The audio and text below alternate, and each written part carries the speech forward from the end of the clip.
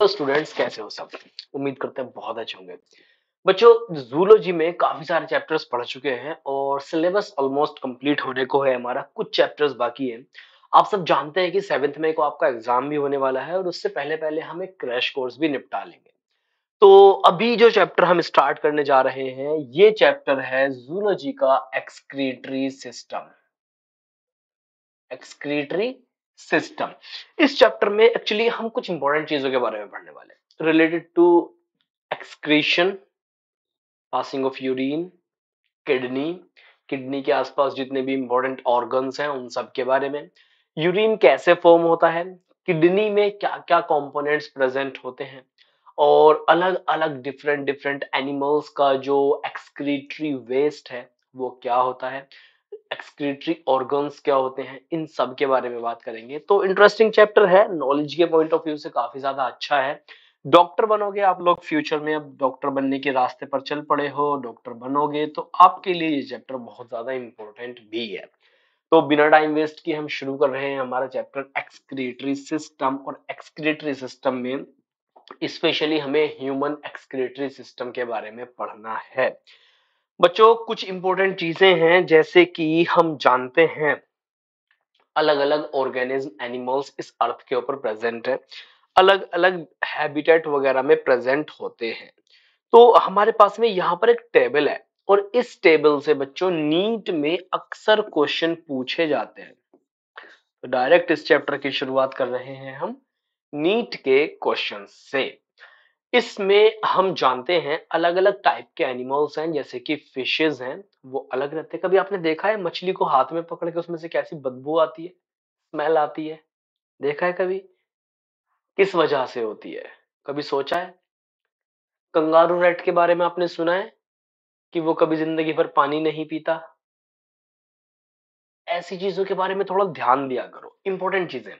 तो हमने इस टेबल में क्या किया है, यहाँ पर एक साइड सारे के सारे कैरेक्टर्स को जो है रखा है, जितने भी कैरेक्टर्स हैं कि इसमें एक्सक्रीटरी मैटर क्या है, रिक्वायरमेंट ऑफ वाटर की कैसी है, मैकेनिज्म ऑफ एक्सक्रीशन क्या है।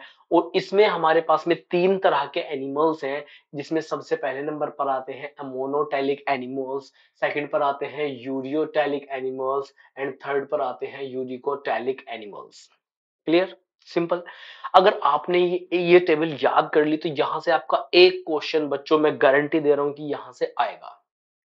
ठीक है, आपको सिर्फ अपना हौसला बनाए रखना है और पढ़ते जाना है। जितने क्वेश्चंस हो सके प्रैक्टिस करो, पढ़ाई करो, जितने क्वेश्चंस हो सके प्रैक्टिस करो। तो चलो देखो, 3 तरह के एनिमल्स हो गए यहाँ पर, ये हमने लिख लिए हैं यहाँ पर।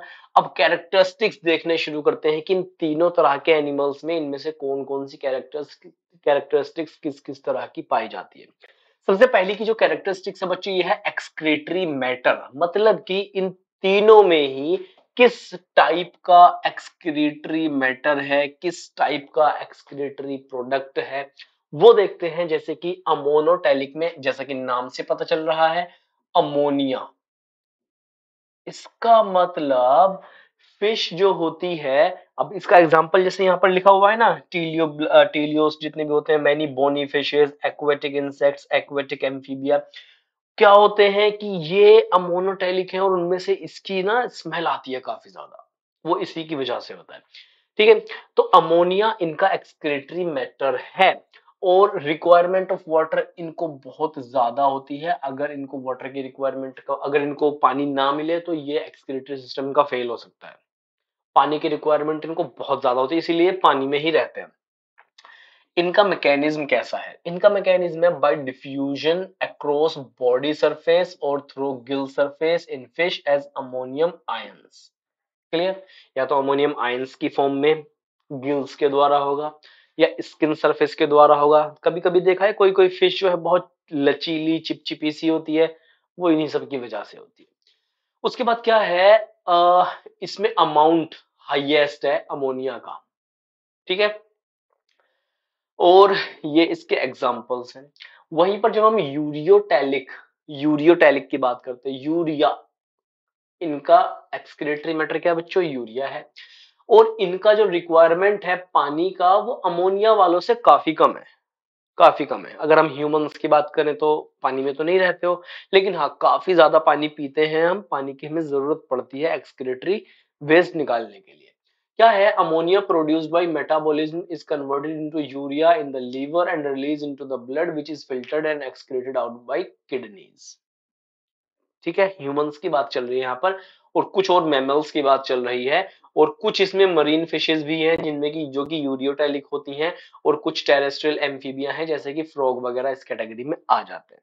उसके बाद नेक्स्ट है यूरिकोटैलिक। इनमें इनका जो एक्सक्रीटरी प्रोडक्ट है बच्चों, एक्सक्रीटरी इनका जो वेस्ट है वो है यूरिक एसिड, और इनको सबसे कम पानी की जरूरत पड़ती है, बहुत कम पानी की जरूरत पड़ती है, ना के बराबर।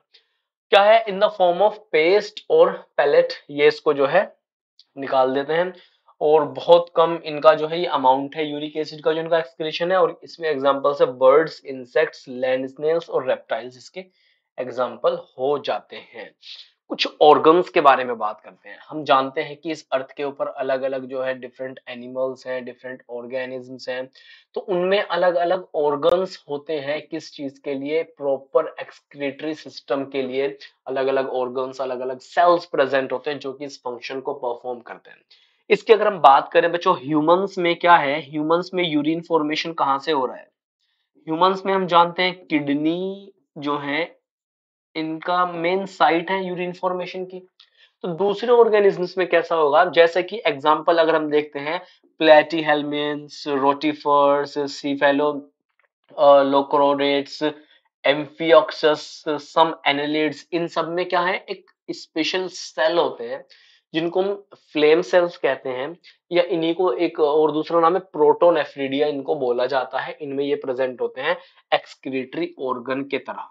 ठीक है, अब है नेफ्रीडिया। नेफ्रीडिया पाया जाएगा एनालिड्स में, स्पेशली जिसका एग्जांपल है क्या, अर्थवॉर्म। अर्थवॉर्म में नेफ्रीडिया पाए जाते हैं। मालफीजियन ट्यूब्यूल्स जैसे कि कॉकरोच वगैरह होते हैं, इनमें मालफीजियन ट्यूब्यूल्स पाए जाते हैं जिनसे एक्सक्रीशन होता है। और ग्रीनलैंड्स और एंटीनल ग्लैंड्स जो है किसमें पाए जाएंगे, प्रॉन में पाए जाएंगे, क्रस्टेशियन फैमिली जितनी भी होती है।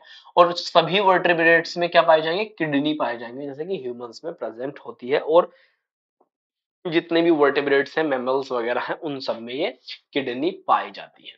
ये एग्जाम। अब चलो बात करते हैं हम ह्यूमन एक्सक्रीटरी सिस्टम के बारे में। देखो, बहुत सारे लोग, स्टूडेंट्स,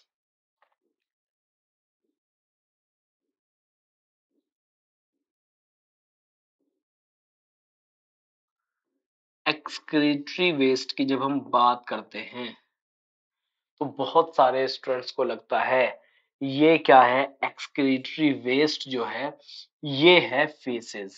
फेसेस का मतलब है पोटी, जो करते हो ना तुम लोग, सभी करते हैं, तुम ही क्या, वो है एक्सक्रीटरी वेस्ट, फेसेस। ठीक है, लेकिन जो लोग ऐसा समझते हैं वो गलत है। जो फेसेस होता है बच्चों, जो पोटी करते हो तुम लोग, वो वेस्ट नहीं है, वो वेस्ट नहीं है, बल्कि वो तुम्हारा जो तुमने खाना खाया था उसका अनडाइजेस्टेड पार्ट है जिसको बॉडी ने नॉर्मली बाहर निकाल दिया। वेस्ट प्रोडक्ट बनेगा यूरिया, जो कि यूरिन की फॉर्म में बॉडी से पास आउट होगा, और इस urine formation, urine excretion, urine आपका जितना भी टेम्परेरी स्टोर हो रहा है, ये सारी चीजें ह्यूमन एक्सक्रीटरी सिस्टम में आएंगी। एक्सक्रीटरी सिस्टम में फेसेस का बनना और इनका सब कुछ नहीं आएगा, ये आपका डाइजेशन का पार्ट है, और जो आपका अनडाइजेस्टेड फूड होता है ह्यूमन बॉडी उसको बाहर निकाल देती है फेसेस की फॉर्म में। क्लियर? तो excretory system is all about the formation of urea, urine in human body. जो आप सुसु करते हो ये उससे रिलेटेड है।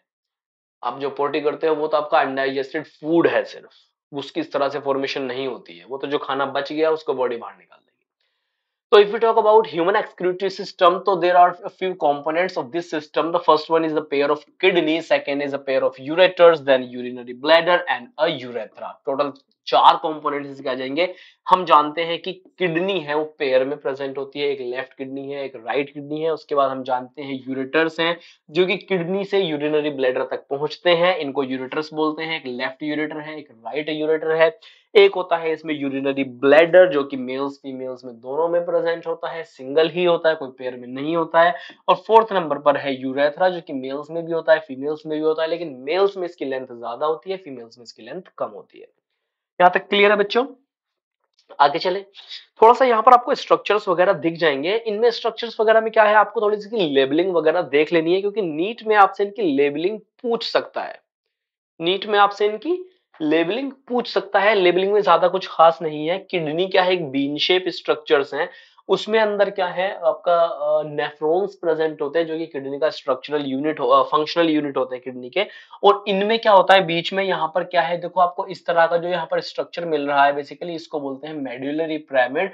और दो मेड्यूलरी पिरामिड के बीच में क्या होता है बच्चों, खाली जगह होती है, यहाँ पर इसको बोलते हैं रेनाल कॉलम. और क्या है यहाँ पर एक और थोड़ा सा खाली जगह आपको देखने के लिए मिलेगी, इसको बोला जाता है कैलिक्स. और यहाँ पर एक क्या है, यहाँ पर एक और जो थोड़ी खाली जगह यहाँ पर प्रेजेंट है बच्चों, इसको बोला जाता है रेनाल पेल्विस. और जो जो चीजें कुछ आर्टरीज हैं और वेन्स हैं जो कि ब्लड को लेकर आएंगी किडनी में. अब मेरे को आपको एक होमवर्क देना है. यहाँ पर एक होमवर्क आप लोग के लिए यहाँ ये है कि यहाँ पर एक रेनाल आर्टरी आपको नजर आ रही है और यहाँ पर आपको एक रेनाल वेन नजर आ रही है. तो आपको ये बताना है रेनाल आर्टरी ऑक्सीजनेटेड ब्लड लेकर आती है या डीऑक्सीजनेटेड ब्लड लेकर आती है, रेनाल वेन ऑक्सीजनेटेड या डीऑक्सीजनेटेड या वेस्ट वाला कौन सा ब्लड यहाँ पर ऐसे करके आता है. मतलब कि जितना भी गंदा ब्लड है वो किस में आता है और साफ ब्लड फिल्ट्रेशन के बाद किस में से जाता है. कुल मिलाकर बात मैंने ये पूछी है आपसे. जो किडनी यूरिन पास करती है वो यूरेटर में जाता है आगे और फिर वो आगे ब्लैडर में चला जाता है, ये है यूरेटर. और जो इसका बाहर आउटर वाला एरिया है इसको कोर्टेक्स बोलते हैं. किडनी के ऊपर देखो बच्चों, जब हम हार्ट पढ़ते हैं, एक चीज अभी मैं बताता हूँ आपको, थोड़ा सा एग्जांपल के तौर पर समझाना चाहता हूँ. जब हम ह्यूमन हार्ट का स्ट्रक्चर पढ़ते हैं तो वहां पर हमें देखने के लिए मिलता है कि heart is enclosed with in a white membranous structure. एक लेयर है, एक मेम्ब्रेन टाइप का स्ट्रक्चर है जिसके अंदर हार्ट जो है अंदर रखा हुआ है, प्रोटेक्टेड है, उसको बोलते हैं पेरिकार्डियम. इसी तरह से किडनी, अगर आप ह्यूमन ऐसे कट लगाओगे ना, यहाँ पे जो किडनी होती है आपके, कट लगाओगे ना डायरेक्ट किडनी नजर नहीं आएगी आपको. किडनी के चारों तरफ ना, इसके चारों तरफ, किडनी के चारों तरफ एक वाइट टफ मेम्ब्रेनस स्ट्रक्चर है जो उसको प्रोटेक्ट करता है. इस कैप्सूल की तरह होता है. कैप्सूल देखा है आपने कभी, गैस वाला कैप्सूल खाया है, पेंटोटाइप डीएसआर खाया है कभी किसी ने, किसी के घर में कोई और खाता होगा. उसको कभी आप खोल के देखोगे उसके अंदर मेडिसिन निकलेगी. वो मेडिसिन प्रोटेक्ट की हुई है उस कैप्सूल से. तो क्या है, इसी तरह से एक मेम्ब्रेनस स्ट्रक्चर है जो कि इसको अंदर छुपाए हुए है किडनी को कैप्सूल की तरह. इसीलिए इस स्ट्रक्चर का नाम पड़ा है क्या, रेनाल कैप्सूल. क्लियर? यहां तक क्लियर है? तो बच्चों देखो क्या है, कई बार आप लोग कंफ्यूज भी हो जाते होंगे पढ़ते हुए, कई बार आपका मन भी हट जाता होगा पढ़ते हुए, कई बार आपका बिल्कुल ऐसे करता होगा कि यार क्या किस चक्कर में पड़े हुए हैं हम, चल क्या रहा है ये. लड़की लोग क्या होती है बेचारी, वो अपना आराम से करके ले जाती हैं. उनका नीट के अभी 3-4 महीने हैं और उनका 4 बार ऑलरेडी जो है रिवीजन हो चुका है. उनके 3-4 महीने बाकी हैं अभी नीट के, लेकिन उनका 3-4 बार ऑलरेडी रिवीजन हो चुका है. वो उसमें भी बेचारी ऐसी करती हैं लड़कियां लोग. और लड़के एक नाइट पहले उनके बाप बता रहे हैं उनको, कल एग्जाम है, कल एग्जाम है. ओ भाई, उनकी बेटी करके बैठी है रिवीजन अच्छे से, और ये गधा उसको तब भी नहीं पता है, अपने दोस्त को फोन करके पूछ रहा है कि अबे भाई कल एग्जाम है. उधर से वो उसकी पैंट ढीली हो गई है, कल एग्जाम है. कि हाँ यार पापा बता रहे थे कल एग्जाम है. कहते लग गए, लग गए भैया लग गए. तो ऐसे चलता रहता है बच्चों. आप जो है ना थोड़ा सा हौसला रखा करो, हिम्मत रखा करो, ठीक है, काफी ज्यादा, जो कि आप लोगों के लिए जरूरी है.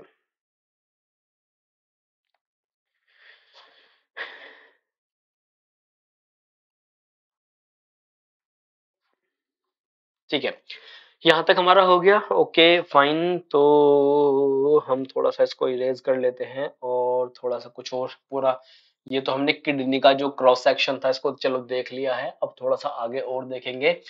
चीजें तो काफी सारी हैं बच्चों पढ़ने के लिए, धीरे धीरे पढ़ते भी रहेंगे और क्वेश्चंस भी करते रहेंगे, मैं आपको बताता भी रहूंगा, तो आपको बिल्कुल टेंशन लेने की कोई जरूरत नहीं है, हिम्मत मत हारना बस, क्योंकि क्योंकि बच्चों क्योंकि हम जानते हैं मंजिल उन्हीं को मिलती है जिनके सपनों में जान होती है, पंखों से कुछ नहीं होता, हौसलों से उड़ान होती है। क्लियर? ये बात अपने याद कर लो, नोट कर लो, लिख लो, सोच लो, एग्जाम में आएगी। ठीक है, चलो अभी तुम्हें एक कहानी और सुनाऊंगा मैं, उन लोगों के लिए जो सिर्फ रटना चाहते हैं हर एक चीज को, किसी चीज को समझ, देखो रटना कई बार चलता है लेकिन हर जगह नहीं चलता। रट्टाफिकेशन ठीक है, अच्छा है, कई जगह चलता है लेकिन हर जगह नहीं चलता। तो मैं कहानी बताता हूँ रटने के ऊपर। कहानी ऐसी है कि एक ना शिकारी था, तोते पकड़ता था, तोते, तोते होते नहीं मिट्टू तोते जो होते हैं, बोलने वाले तोते जो होते हैं, हाँ जो जंगली होते हैं लेकिन उनको सिखाया जा सकता है बोलना। क्या है, वो तोते पकड़ता था और एक दिन जब उसने जाल लगाया हुआ था, तो अब तुम ये सोचोगे सर वो वाली कहानी सुना रहे होंगे कि वो जाल लेकर उड़ गए, बस मैं उल्टा ही सोचते रहता है, सुनो चुपचाप। देखो क्या था, जाल लेके उड़ गया, ऐसे वाली कहानी नहीं है। तो एक शिकारी था, तोते पकड़ने के लिए जाल उसने लगाया हुआ था। जाल भी कैसा था, नकूल एक चीज होती है, नकूल, नकूल क्या होती है, देखो ऐसे करके ना एक एक इधर डंडा लगा दिया बहुत बड़ा, एक इधर डंडा लगा दिया बहुत बड़ा, और ऐसे करके इसके ऊपर एक रस्सी लगा दी, और रस्सी पे डाल दिया, क्या रस्सी एक पाइप के अंदर से करके लगाई थी, ताकि वो पाइप बिल्कुल फ्री रहे, अगर उसको हम ऐसे घुमाना चाहे तो वो घूम जाए। इसके ऊपर आके तोते बैठेंगे और वो नीचे की तरफ लटक जाएंगे, फिर वो क्या करेगा, इनको पकड़ लेगा, आके उड़ नहीं पाएंगे तोते। तो क्या था, इस तरह का एक शिकारी था, इसको बोलते हैं शिकारी का नकूल। तो शिकारी था, तोते पकड़ने के लिए उसने लगाया हुआ था नकूल अपना, और एक वहां से एक आदमी पकड़ गए। अब आदमी पैदल पैदल जा रहा था, उसने देखा, उसने उन तोतों को पकड़ लिया और उनको बेचने के लिए मार्केट ले गया। उस आदमी को बड़ा अफसोस हुआ, उसने क्या किया, उन सभी तोतों को बुलाया अपने पास, दाना डाला, अपने पास बुलाया, उसने उन तोतों को सिखाना शुरू किया, तोतों को उसने रटवाना शुरू किया। क्या, उसने तोतों को सिखाया कि हम परदार जानवर हैं, हम शिकारी के नकूल पर नहीं बैठेंगे, और बैठेंगे तो फड़फड़ा कर उड़ जाएंगे। उसने तोतों को पूरा 6 महीने सिखाया आराम से। अब तोते भी अच्छी तरह से रट चुके थे कि हम परदार जानवर हैं, हम वफादार जानवर हैं, हम शिकारी के नकूल पर नहीं बैठेंगे, बैठेंगे तो फड़फड़ा कर उड़ जाएंगे। 6 महीने सिखाने के बाद में उसने वो तोते छोड़ दिए।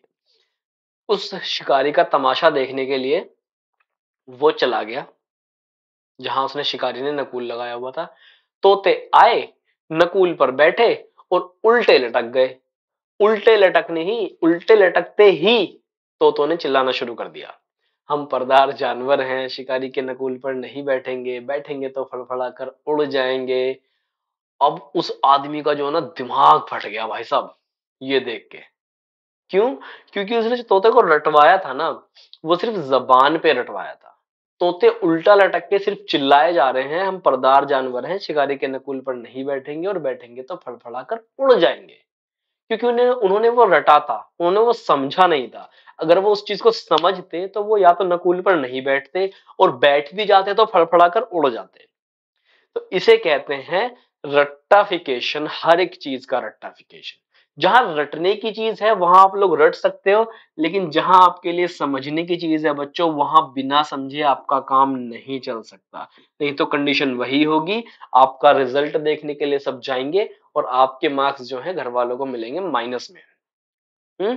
पढ़ता तो बहुत था, 8-8 घंटा पढ़ता था, उनको क्या पता कि रट्टा मारता था, और क्वेश्चन में नीट में क्वेश्चन आ गया कंसेप्ट वाइज, माइनस में चले गए जो आपने किए थे। तो आपको तोते की तरह नहीं बनना है, परदार जानवर, शिकारी के नकुल पर नहीं बैठना है, बैठना भी है तो फड़फड़ा कर उड़ जाना है। तो चीजों को आपको समझना है बहुत अच्छे से, है ना? समझ में आ गई ये कहानी सारी? ठीक है, तो चलो अब बात करते हैं हम इसके बारे में, ह्यूमन एक्सक्रीटरी सिस्टम। देखो बच्चों, ह्यूमन एक्सक्रीटरी सिस्टम में अभी जो हमने बताया था कि इसमें एक पेयर ऑफ किडनी है, इसमें क्या है, वन पेयर ऑफ किडनी, एक इधर है और एक इधर है, दो किडनी होती है इसमें। And these kidneys are bean shaped and located laterally. Lateral का मतलब मैं पहले भी बता चुका हूं आप लोगों को कई बार। मान लो ह्यूमन बॉडी में एक इमेजिनरी सेंटर लाइन है जो कि आपकी बॉडी के बीचों बीच से होकर नीचे तक जा रही है, imaginary central line, medial line. अगर कोई चीज इस लाइन के एकदम पास में है तो वो मीडियल हो गई, और कोई ऑर्गन आपका इससे थोड़ा सा दूर है तो वो लेटरल हो गया। तो किडनी बाहर की तरफ, हल्का सा बाहर की तरफ होती है, तो ये लेटरली प्रेजेंट हो गई। ठीक है, इसके बाद क्या है, ये मैं आपको ये मेड्यूला, पेल्विस ये सब बता चुका हूं, कॉर्टेक्स वगैरह। और इसके बाद इसमें क्या है बच्चे, इसमें दो यूरेटर है,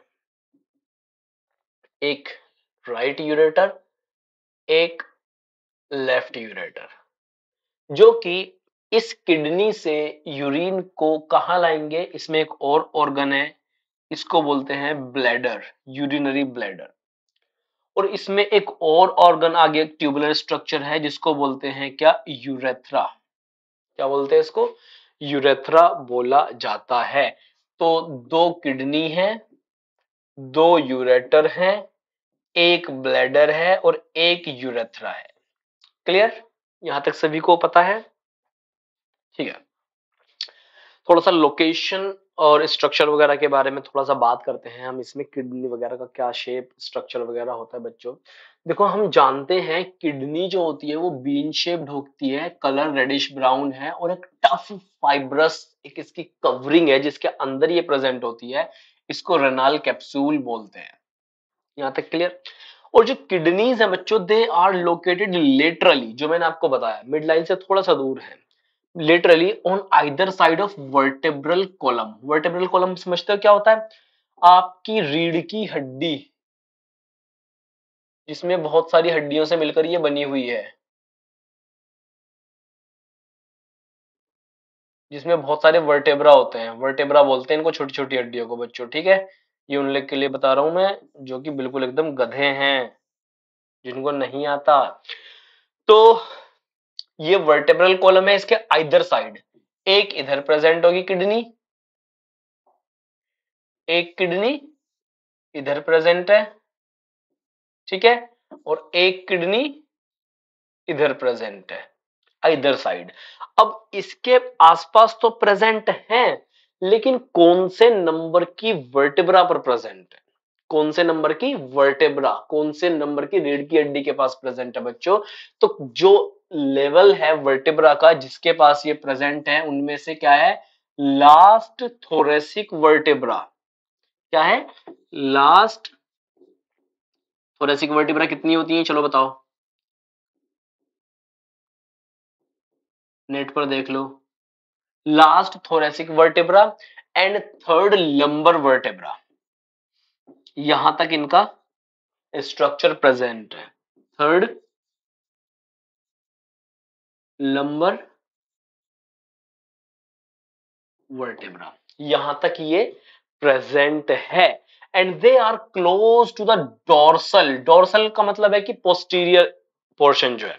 अगर मैं आप लोगों के सामने ऐसे खड़ा हुआ हूं, मेरी हथेली भी आगे ऐसे है, अगर मैं ऐसे खड़ा हुआ हूं, ये है एनाटॉमिकल पोजीशन। इस एनाटॉमिकल पोजीशन में बच्चों, जो मेरा आगे वाला जितना भी पोर्शन है ये है एंटीरियर पोर्शन, जो पीछे वाला पोर्शन है ये है पोस्टीरियर पोर्शन, या फिर आगे वाले को बोलते हैं वेंट्रल, वेंट्रल सरफेस, या फिर पीछे वाले को क्या बोलते हैं, डोर्सल सरफेस। तो क्या है, आप देखोगे इसमें, it is close to the dorsal inner wall. जो पीछे वाला वॉल है ना हमारा कैविटी का, इसके पास है dorsal inner wall to the abdominal cavity. Abdominal cavity की जो डोर्सल वाल है उसकी तरफ, पीछे की तरफ थोड़ा सा प्रेजेंट है। इसीलिए किडनी का कभी भी ऑपरेशन होता है ना बच्चों, किसी का भी मतलब स्टोन हो गया किडनी में, कुछ और चीज हो गई, तो वो पीछे की तरफ से ऑपरेशन करता है, इधर से ऑपरेशन करते हैं। मेरा होया हुआ है, मेरा स्टोन फंस गई थी, और स्टोन की कंडीशन बड़ी खराब सी हो गई थी, फंस गई थी वो यूरेटर में, यूरेटर के मुंह पे फंस गई थी वो। तो वो इधर से ऑपरेशन करा था उन्होंने, पीछे से करते हैं ऑपरेशन, क्योंकि वो पीछे की तरफ प्रेजेंट होती है। और इसमें एक इंपॉर्टेंट चीज है, in humans right kidney slightly lower level than left kidney. ये इसका आप मुझे इसका वो बताओगे रीजन, ऐसा क्यों है? Right kidney is at slightly lower level.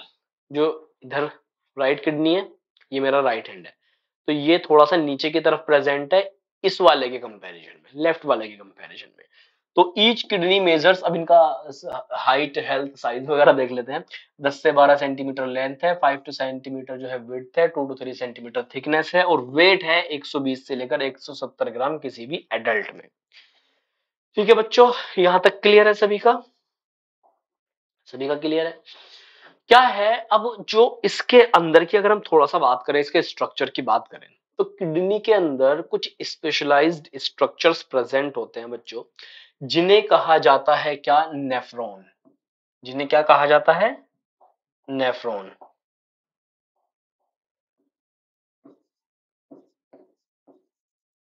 इन्हें नेफ्रॉन्स कहा जाता है।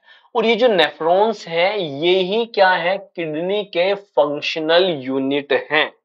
यही क्या है? किडनी के फंक्शनल यूनिट्स हैं। इस सारा का सारा यूरिन यूरिन फॉर्मेशन जो होगा वो इन्हीं से होगा, यही करेंगे जो कुछ करेंगे।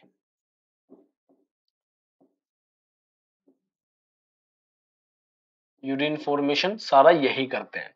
और क्या है, यूरिन जब बनता है, ये जो नेफ्रॉन्स हैं जब ये यूरिन बनाते हैं, तो ये किस में खाली कर देते हैं यूरिन को? कलेक्टिंग डक्ट होती है उसमें कर देते हैं। और उसके बाद कलेक्टिंग डक्ट से यूरिन जो चला जाता है पेपिला के थ्रू रेनाल कैलिक्स में चला जाता है। और रेनाल कैलिक्स के बाद जो है वो रेनाल कैलिक्स के बाद में जो है रेनाल पेल्विस में जाता है। और रेनाल पेल्विस से फिर वो बाहर आ जाता है। किडनी होती है मेडुलरी पिरामिड इस तरह से, यहां पे पहले इनमें से बनेगा, यहां आएगा, यहां से यहां आएगा, यहां से यहां आएगा, और फिर बाहर चला जाएगा। तो वो यही सारा का सारा स्ट्रक्चर आपको दिखाया हुआ है। अब जब यूरिन जा रहा है किडनी से बाहर निकल के, वहां पर एक और स्ट्रक्चर है, बेसिकली ट्यूबुलर स्ट्रक्चर है, जो कि पेयर में प्रेजेंट होते हैं। जो कि पेयर में प्रेजेंट होते हैं। इनको हम लोग बोलते हैं क्या? यूरेटर। क्या बोलते हैं इनको? यूरेटर बोला जाता है। और यूरेटर से क्या होता है, जितना भी यूरिन है रेनाल पेल्विस से, सारा का सारा यूरिन यूरेटर में आएगा। और यूरेटर के द्वारा फिर वो कहां जाएगा? सारा का सारा यूरिनरी ब्लैडर में जाएगा। एक इंपॉर्टेंट चीज यहां पर मेंशन की हुई है, obliquity of openings prevent the backflow of urine. इसका मतलब ये है बच्चों, देखो कुदरत ने हर एक चीज को बड़े अच्छे से ना डिजाइन किया है। तुम लोग भी सोचो कि हम अपने एग्जाम को अच्छे से डिजाइन करेंगे, थोड़ा सा कॉपी करने का ट्राई किया करो कुदरत की, तो शायद आपके लिए चीजें थोड़ी बेहतर हो सकती है। ठीक है, तो ओब्लिक्विटी का मतलब क्या है? मान लो एक तरफ इधर से आ रहा है एक यूरेटर, इधर किडनी होगी है ना, समझ जाओ किडनी का स्ट्रक्चर, अरे तुम्हारे लिए बना ही देते हैं। इधर किडनी होगी, इधर भी किडनी होगी, एक जो है यूरेटर इधर से आ रहा है यहां पर। अभी तक हम सोचते हैं कि सिंपल इस तरह का होता है इसका स्ट्रक्चर। ये है आप, ये है यूरिनरी ब्लैडर।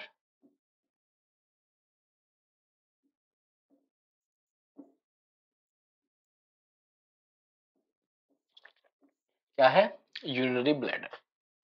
देखो बच्चों क्या होता है, ये जो है यूरिनरी ब्लैडर में जो यूरेटर आ रहा है, ये इससे जो अटैच होता है ये ओब्लिकली होता है, तिरछा। ओब्लिक का मतलब क्या है? तिरछा। सीधा सीधा आके इस तरह से नहीं मुड़, इसमें सीधा सीधा आके इस तरह से नहीं जुड़ता है। बल्कि ये किस तरह जुड़ता है, मान लो ये अगर यूरेटर है, सॉरी ब्लैडर है यहाँ पर, और यहाँ एक साइड का मैं बना के दिखाता हूं आपको, ये ऊपर से आएगा यूरेटर और तिरछा जुड़ेगा इसमें, तिरछा जुड़ेगा, तिरछा, ओब्लिक, ऐसे सीधा सीधा आके नहीं जुड़ रहा है, ये तिरछा जुड़ेगा। तिरछा जुड़ने का इसका एक रीजन है। अगर ये तिरछा नहीं जुड़ेगा तो, अगर मैं बताऊं आपको, ये यहां से ऐसे ब्लैडर है और इसमें जो था ये यूरेटर आया और सीधा सीधा इसमें जुड़ गया, तो जब ये फुल होगा ना यूरिन से, तो इसमें बैकफ्लो हो जाएगा, सारा का सारा यूरिन यूरेटर में वापस चला जाएगा, किडनी के ऊपर जोर पड़ सकता है। इस कंडीशन को प्रिवेंट करने के लिए कुदरत ने क्या किया है, इसको थोड़ा सा इसको क्या किया है, ये आएगा यूरेटर और तिरछा प्रेजेंट रहेगा, तिरछा प्रेजेंट रहेगा। इतनी जल्दी से बैक फ्लो नहीं मार सकता। ये हो सकता है कि किसी को यहां से बंद लग जाए, ऑब्स्ट्रक्शन हो जाए, ब्लैडर ऑब्स्ट्रक्शन हो जाए, तो उस कंडीशन में ये बैक फ्लो मार सकता है, लेकिन नॉर्मल कंडीशन में ये नहीं मार सकता बैक फ्लो, तिरछा लगा हुआ है। क्लियर यहां तक? चलो, हम ये पढ़ लिया हमने। इसके बाद अब हम बात करते हैं, थोड़ा सा यूरेटर देख लिया हमने। तुमको बताऊं मेरे साथ में क्या कंडीशन थी। मेरे साथ में कंडीशन ऐसी थी, जो मेरे स्टोन फंस गई थी, और एक बार नहीं, दो बार same location. I don't know how, एक बार ऑपरेशन करवा लिया, दोबारा फिर से फंस गई। और कंडीशन मेरे साथ में बच्चों कुछ ऐसी बन गई थी कि मान लो इस तरह का ये किडनी है, ठीक है, ये किडनी है, और किडनी में से ये यूरेटर आ रहा है, किडनी में से यूरेटर बाहर की तरफ निकल रहा है, और जो स्टोन थी वो इस तरह से, मान लो यहाँ पर ये है मेडुलरी पिरामिड्स वगैरह, जैसे किडनी का स्ट्रक्चर नॉर्मल होता है, ये है, यहाँ पर स्टोन थी, और ये स्टोन आके कहाँ फंस गई, यहाँ इसके मुंह पे। इसका स्ट्रक्चर मैं तुम लोग को ड्रॉ करके दिखाऊं, जैसे कि सिंपल सा स्टोन यहां फंस गई। इसका बच्चों, इसका सिर्फ इतना मुंह बचा था कि हल्का सा यूरिन यहां से, थोड़ा थोड़ा यूरिन पास आउट हो रहा था, थोड़ा थोड़ा यूरिन पास आउट हो रहा था, लेकिन किडनी अपना काम बराबर कर रही थी, किडनी यूरिन बराबर बना रही थी, यूरिन का फॉर्मेशन हो रहा था। जब यहां से इसका रास्ता बंद हो गया, जैसे कि हम देखते हैं कि अगर आप कोई पाइप ले लोगे, कोई हल्का सा पाइप ले लो, जिसमें आपने मोटर से, सबमर्सिबल से कनेक्ट किया हुआ है, उसमें अगर पानी चला रहे हैं, पाइप का अगर मुंह बंद कर दोगे तो पाइप फूलने लग जाता है एकदम से। एक टाइम ऐसा भी आता है, फट भी सकता है पाइप, ओवरफ्लो हो सकता है, जिधर से आपने कनेक्ट किया हुआ है पाइप में मेन, उसके वहां से निकल सकता है पाइप। तो कंडीशन ऐसी थी, किडनी यूरिन बना रही है, स्टोन यहां फंस गया बीच में, और इसने इसका रास्ता रोक दिया, और यहां से यूरिन कम पास हो रहा था, हो तो रहा था लेकिन धीरे धीरे कम पास हो रहा था। उस कंडीशन में क्या हुआ, किडनी के ऊपर सूजन आने लगी और किडनी फूलने लगी, किडनी का साइज बढ़ गया। ऑब्वियस सी बात है, जब यूरिन पास ही नहीं हो रहा है तो वो सारा का सारा यूरिन इसमें भरने लगा, किडनी में भरने लगा सारा का सारा यूरिन, तो किडनी पे सूजन आने लगी। ठीक है, इस कंडीशन को बोलते हैं बच्चों हाइड्रोनेफ्रोसिस। जो नेफ्रॉन्स होते हैं उन्हीं में यूरिन भरा हुआ है, हाइड्रोनेफ्रोसिस, किडनी फूलने लगी। मुझे फील होता था पीछे की इधर का साइज बड़ा लग रहा है मुझे। तो क्या था, ये कंडीशन हुई, और इसमें जब किडनी का एक टाइम ऐसा आता जब इसकी बिल्कुल एकदम क्या हो जाती, जो लिमिट थी वो लिमिट एकदम पार हो जाती, लिमिट एक्सीड हो जाती, और उस टाइम पर क्या होता, जो किडनी थी अपना काम करना बंद कर देती, और फिर कंडीशन क्या कही जाती है, रेनाल फेलियर। क्योंकि जब उसका यूरिन बाहर ही पास नहीं हो रहा है, तो किसी पाइप में अगर तुम पानी भरते रहोगे, या तो पाइप फट जाएगा, या जिधर से तुमने ज्वाइन कर रखा है उधर से निकल के भाग जाएगा, कंडीशन ये हो सकती है। तो इस वजह से क्या किया, फिर जो डॉक्टर थे, डॉक्टर ने ऐसा किया, डॉक्टर ने पीछे से ना, यहाँ इधर की साइड से अंदर एक एक होता है ना, क्या बोलते हैं उसको,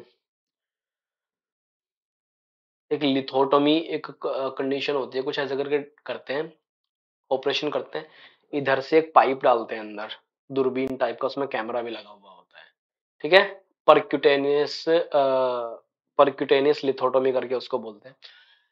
वो उन्होंने इधर से डाला, इसको ब्रेक किया, और जब ये टूट गई, इसको इधर से पकड़ पकड़ के वापस निकाल दिया बाहर, और फिर जब ये यहां से ठीक हो गया, जब ये यहां से निकल गया सारा का सारा, उसके बाद जितना भी यूरिन इसमें रुका हुआ था वो सारा का सारा बाहर आ गया यहाँ से, और फिर जो था कुछ दिन में वो कंडीशन ठीक हो गई। प्रॉब्लम फिर ऐसे हुई मेरे साथ में बच्चों, कि या तो कोई स्टोन या छोटा मोटा सा बच गया, रह गया, आई डोंट नो क्या हुआ था, 6 महीने बाद ही वो स्टोन फिर से बड़ा हो गया और वो फिर से यहीं फंस गया। अगेन मुझे पेन, दर्द, एक्सरे कराया, अल्ट्रासाउंड कराया, तो स्टोन सेम टू सेम उसी लोकेशन पे आया। मैं बहुत परेशान हो गया दोबारा से 6 महीने बाद ही।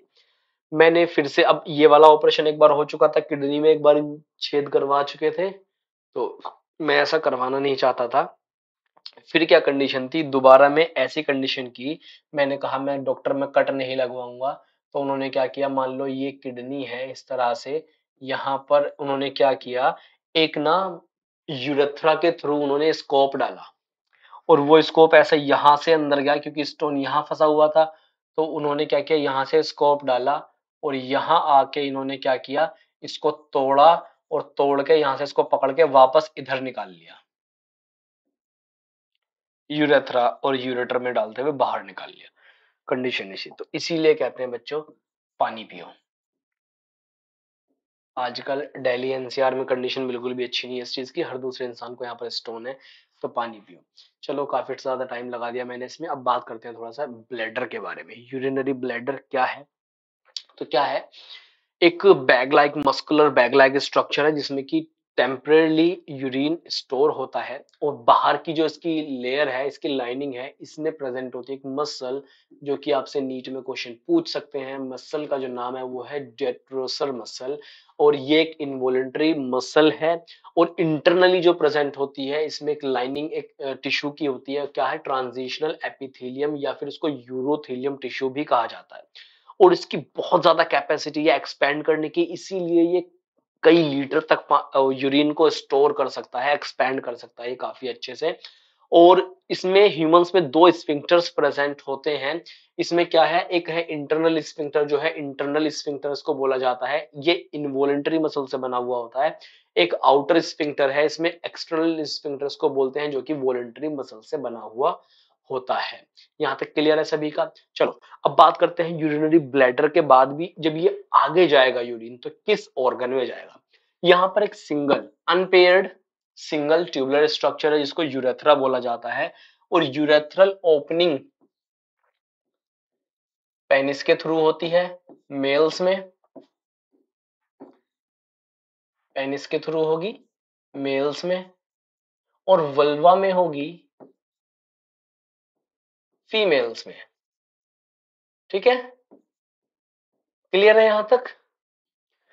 ओके, जो मेल्स हैं उनके अंदर यूरेथ्रा के मेनली तीन पार्ट होते हैं, उनको तीन पार्ट में डिवाइड किया है हमने। पहला है प्रोस्टैटिक, दूसरा है मेम्ब्रेनस, और तीसरा है पेनाइल यूरेथ्रा। फीमेल्स में जो है, both sphincters are present in membranous urethra, क्योंकि फीमेल्स में एब्सेंस ऑफ पेनिस, क्योंकि वहां पर अलग स्ट्रक्चर्स हैं, एक्सक्रीटरी सिस्टम के, रिप्रोडक्टिव सिस्टम के वहां पर अलग स्ट्रक्चर्स हैं।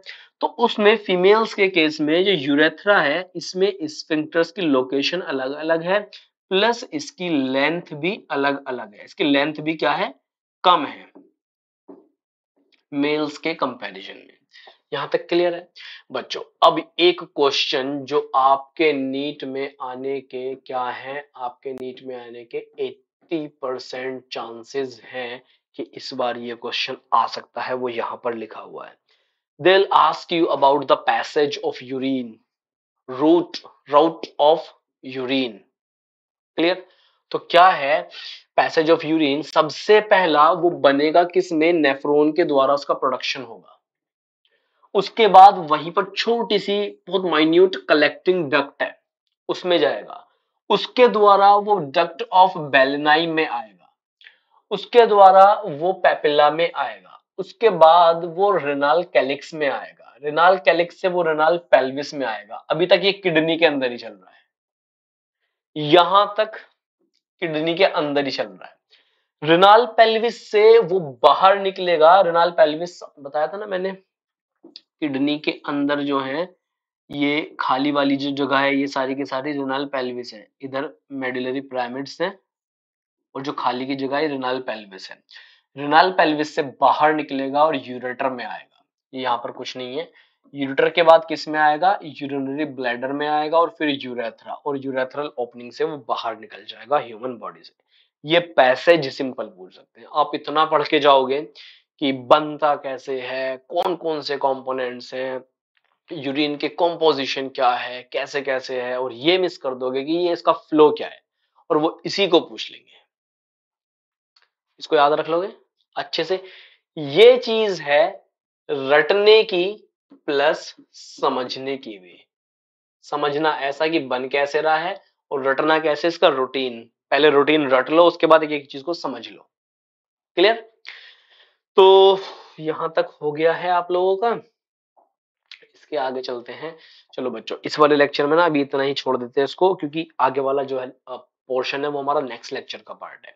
तो इस वाले लेक्चर में जितनी चीजें थी हमने इसका स्ट्रक्चर्स वगैरह सारे समझ लिए हैं। अब इसकी फिजियोलॉजी देखेंगे हम कि यूरिन फॉर्मेशन कैसे हो रही है, फॉर्मेशन में क्या क्या चीजें हैं, कितने कंपोनेंट्स हैं, वो सब कुछ चीजें देखेंगे। इसके एक दो लेक्चर्स आपको और मिलेंगे, उन्हें भी पढ़ लेना आप लोग अच्छे से। इस लेक्चर में इतना ही। आपको मिलेंगे जल्दी दूसरे लेक्चर में। फटाफट से शेयर कर दो सब जगह, दोस्तों को, फ्रेंड्स को, क्लासमेट्स को, सब जगह शेयर कर दो। मेगा क्विज अटेम्प्ट करो, टी शर्ट जीतो।